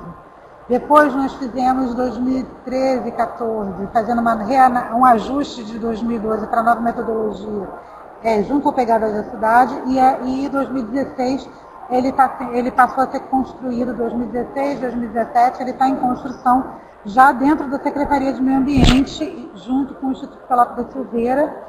A gente está fazendo com os funcionários da casa, a partir de cursos que a gente teve para poder fazer isso junto com o ICLEI. Então, a gente está tendo o tempo todo uma assistência, né, nas dúvidas e questões que foram aparecendo, que vão aparecendo, que são muitas. Para quem vai começar a fazer um inventário, tem um desafio aí bastante interessante, porque você passa a ver a cidade sobre novas óticas também, né, quando você começa a pensar em quais são as nossas fontes de emissão. Então, lá atrás, quando a gente fez o primeiro inventário, a gente fez esse plano de redução de emissões de gases de efeito estufa, com essas metas para 2037, aonde a gente começou a ver quais são os locais que mais, quais são as questões que mais emitem na cidade e como é que a gente podia reduzir, quais eram os tipos de projetos, como energia solar, bicicleta compartilhada, iluminação LED. Até o Daniel estava falando sobre a questão da iluminação LED, que os governos têm que fazer a sua parte, né? E a gente está fazendo, implantando iluminação LED não só na sede da prefeitura, mas também nos hospitais, e em breve vai começar também a colocar em todas as escolas. A ideia é que todas as edificações geridas pelo município sejam em LED. E as vias que estão sendo urbanizadas também estão sendo já urbanizadas com postes com iluminação a LED. Eu não vou entrar em cada um deles, porque senão ia ficar muito longo, mas se vocês tiverem dúvida, a gente depois pode conversar.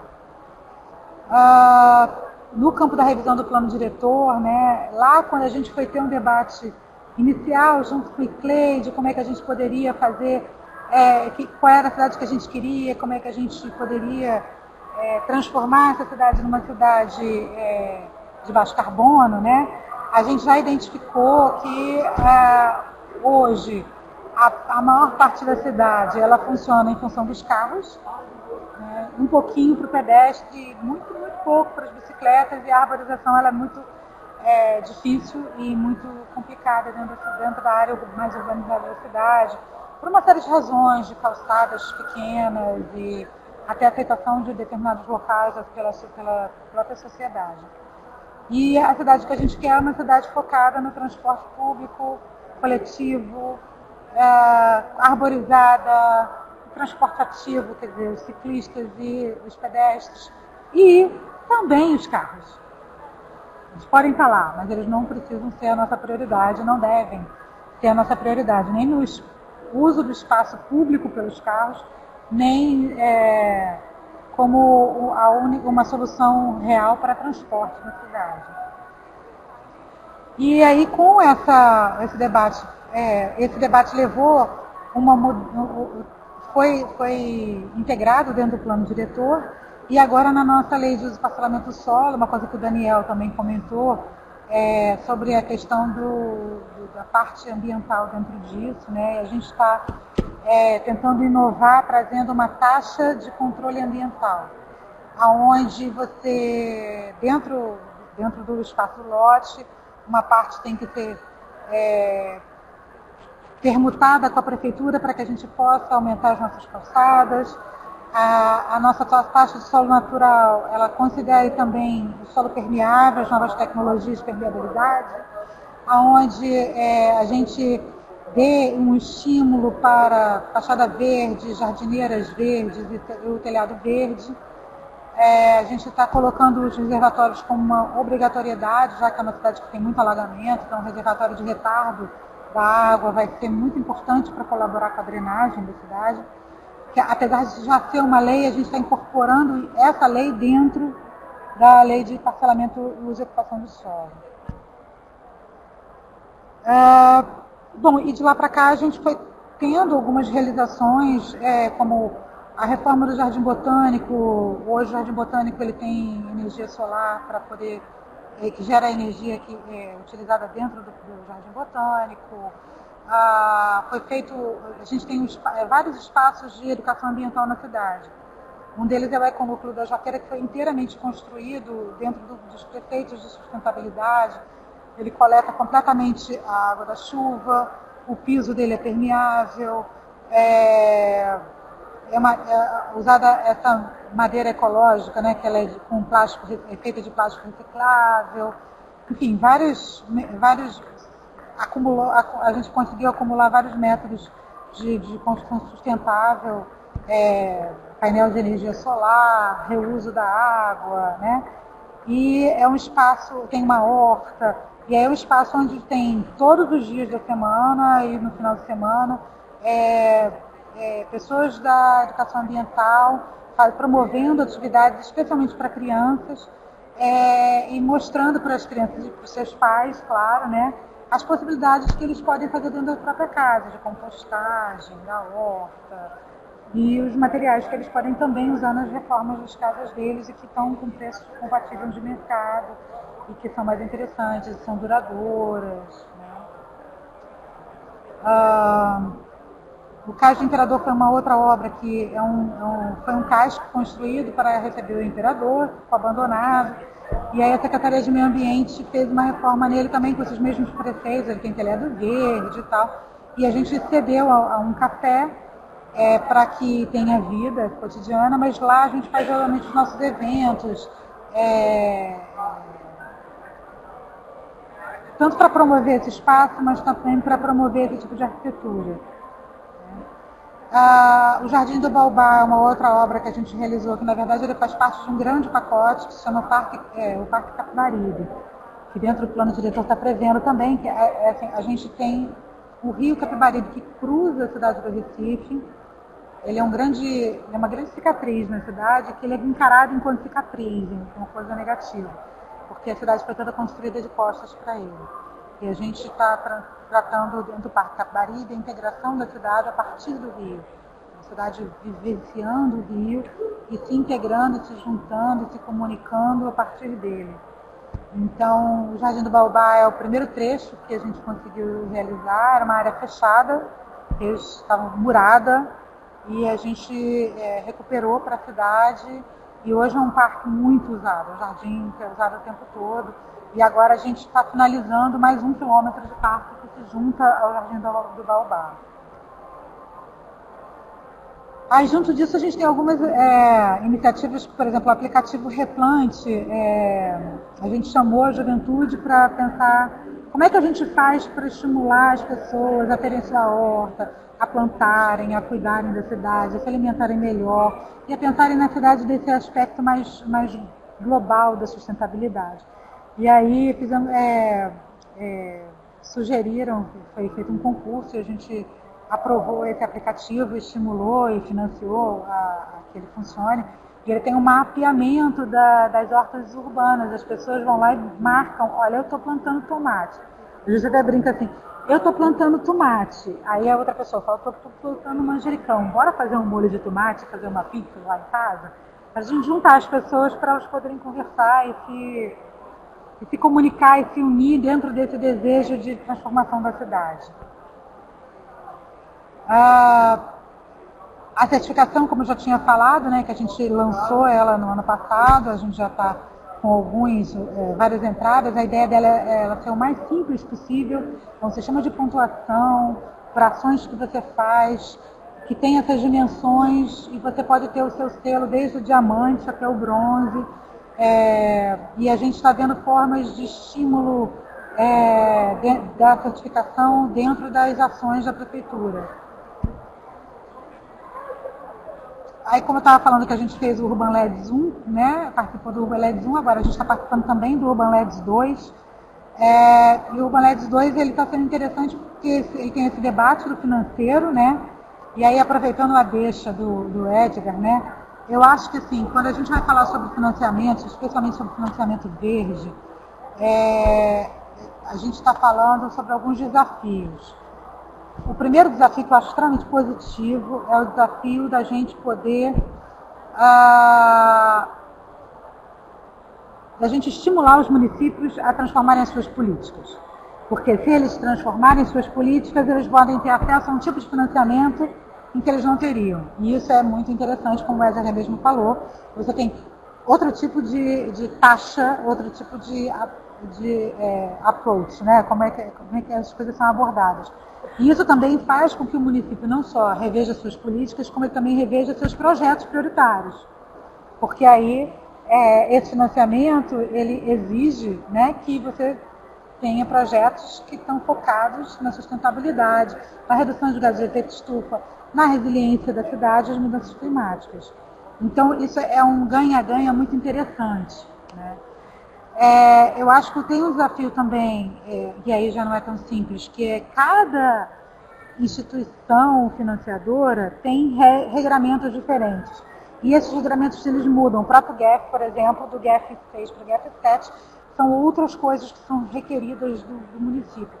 E isso dificulta muito, porque quando você acha que você está com tudo funcionando e que você tem como colaborar de forma efetiva para poder mandar os seus projetos, você descobre que, na verdade, opa, vamos dar um passo atrás. Ao mesmo tempo, essas transformações, elas estão em função da necessidade mesmo que vai se identificando. A gente tinha antes um foco muito grande em mitigação, em redução de gases de efeito estufa, e agora o planeta todo está lutando para adaptação, para a gente ser resiliente, porque a gente está vendo que a gente não vai, possivelmente, vai ser muito difícil a gente conseguir chegar só até 2 graus de aumento de temperatura.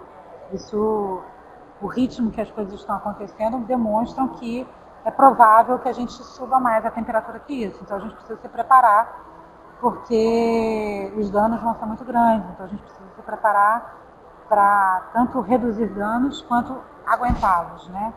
Então, essas novas exigências, elas também são exigências para fazerem com que a gente pare para olhar esse assunto. Então, agora, alguém estava comentando sobre a questão do COFIEX e tal, por exemplo, o Recife, a gente tinha nota B+, as regras mudaram e agora nós somos C, e a gente não tem mais acesso a financiamento.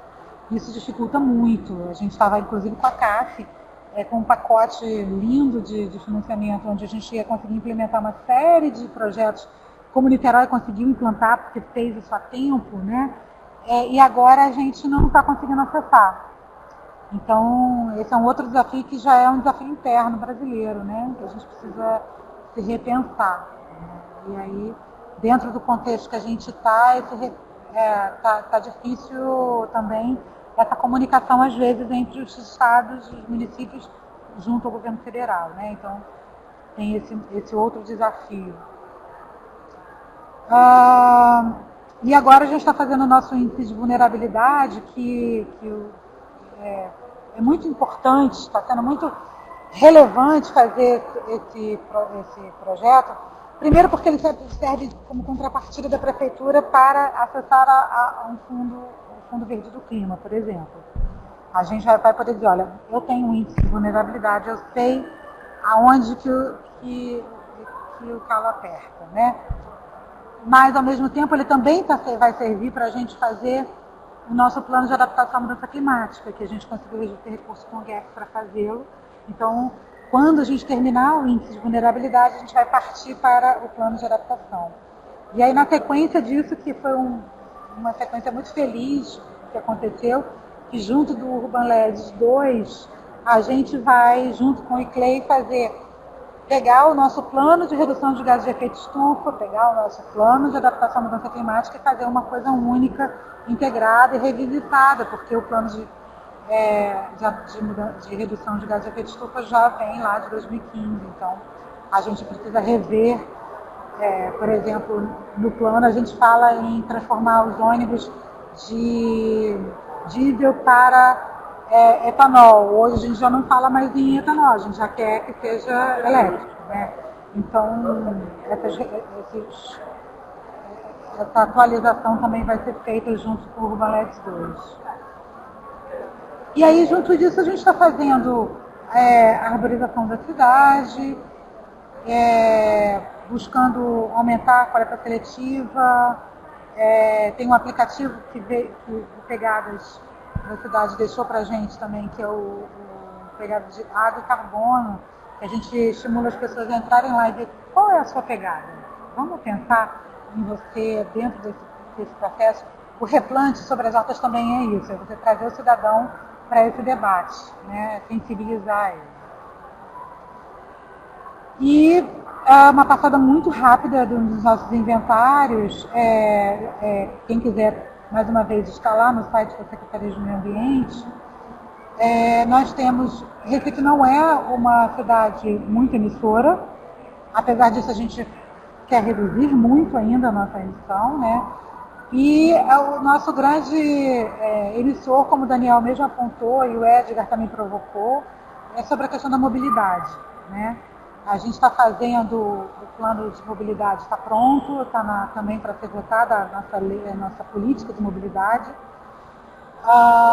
onde a gente muda o ponto de vista. A gente quer transporte público, transporte ativo e, por último, carro.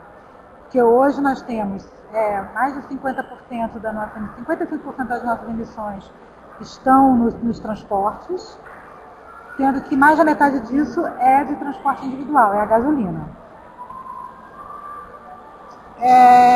Recife, dentro da própria Recife, a gente tem uma certa estabilidade, apesar de que em 2015 a gente teve um certo pico e a gente ainda está tentando identificar a razão desse pico, e uma das suposições é que as obras da Copa fizeram um pouco isso, que a gente teve as obras e também os aviões que foram pegos e tal. Mas se você olhar dentro de uma linha de contexto maior, Recife não é uma grande emissora, né? Então, assim, tentei passar o mais breve possível esse contexto inteiro de Recife. E se vocês tiverem dúvidas ou quiserem depois conversar, está aqui o meu e-mail. E é isso. Obrigada, gente. Muito obrigado pela apresentação, Leta. Então, seguindo aqui, nessa sessão a gente teve bastante interação, que foi ótimo. Então, a gente já passa para a ronda de respostas e perguntas, né? A gente teve algumas perguntas, vou ler primeiro as perguntas gerais. O Pedro Fernandes perguntou sobre a questão da urbanização predatória em direção às áreas florestais protegidas.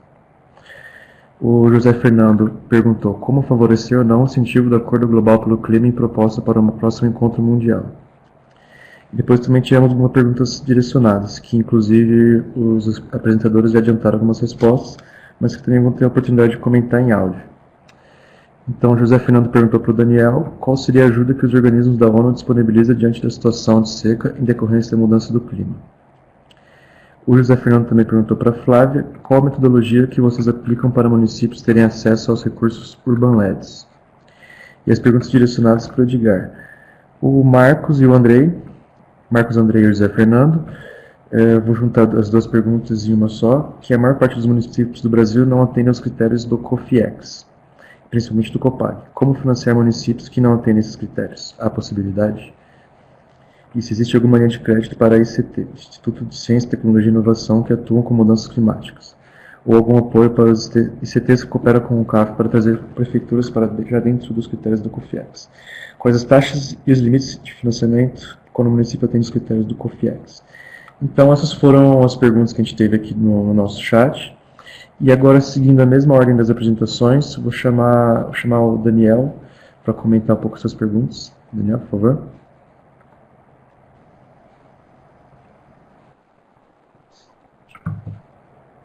Bom, vamos lá. Eu queria também agradecer todas as apresentações. Eu acho que elas foram se complementando, né?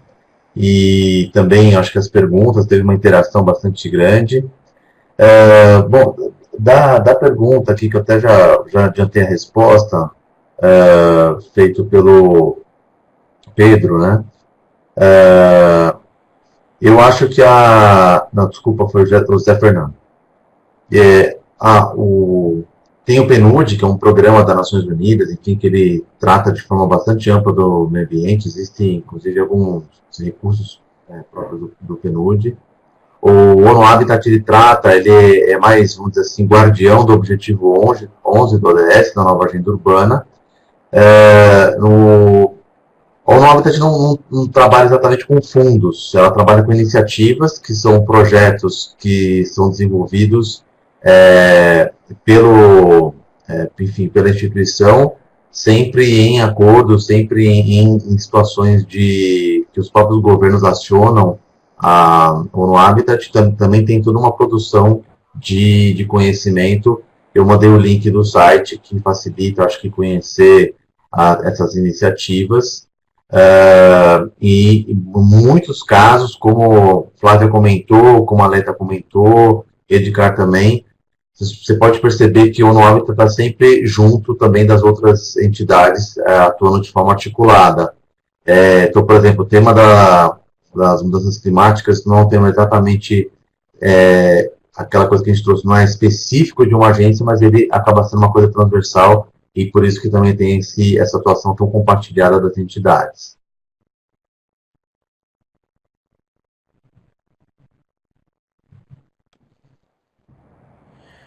Obrigado, Daniel. Agora, seguindo a ordem, Flávia, se puder comentar a pergunta realizada por José Fernando e também as outras perguntas abertas, fica à vontade. Ok. Então, José Fernando, o Urban Labs, no momento, ele é um projeto fechado para cidades que já estão fazendo parte. Então, nós temos a fase 1 e a fase 2.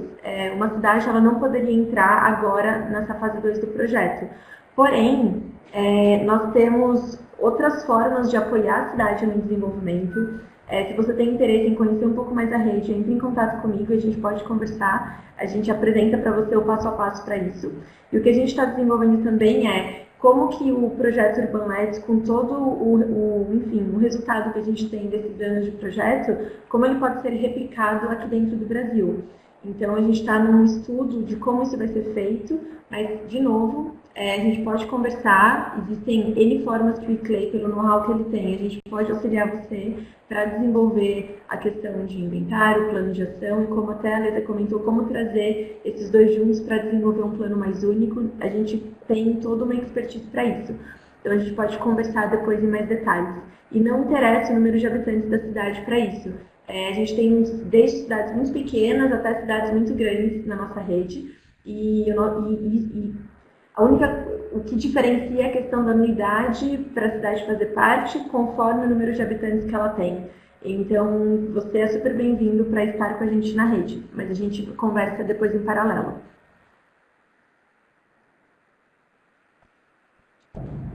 Obrigado, Flávia.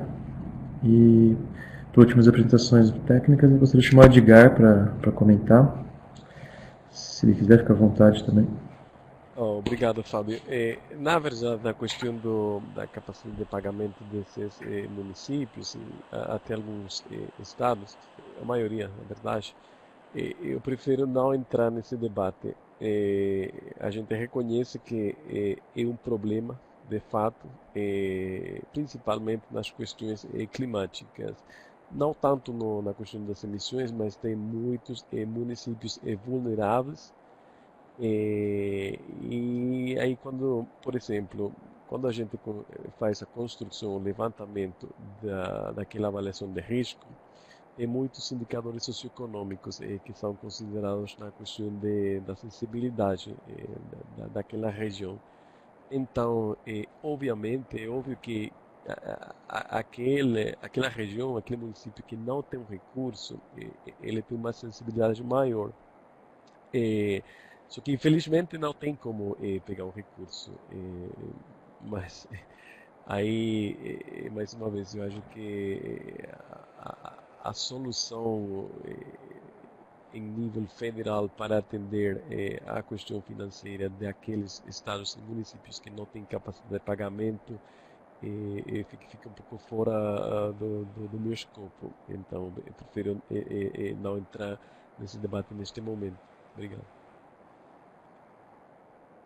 Obrigado, Edgar. E por último, teve uma pergunta direcionada à Aleta, que foi do Marcos Andrei, que perguntou se as emissões do Carnaval elas são consideradas de inventário de gases de efeito estufa do Recife. Até respondi já na conversa ali que sim, porque na verdade, quando a gente faz o inventário, a gente reúne tudo que foi consumido na cidade. Então, quanto de gasolina foi comprado, quanto de lixo foi gerado durante todo o ano. Os diversos responsáveis por isso passam para a gente já os dados mês a mês, dando o resultado anual. Então, naturalmente, nesse contexto está o Carnaval. A gente tem o São João também, que também é bastante intenso. Mas isso não gera uma diferença, por exemplo, de ano para ano. Geralmente é bem estável.